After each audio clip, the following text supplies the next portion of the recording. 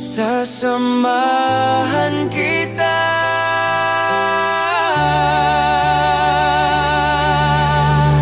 Dito ka sa'king tabi, ibuhos ang mga luhang humihipit,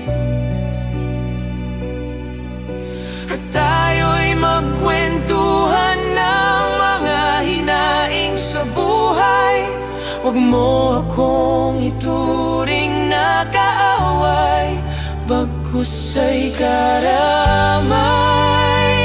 Madalas mang mayroon tayong hindi pagkakaunawaan. Hawakan mo ang aking kamay at huwag kang bibitaw.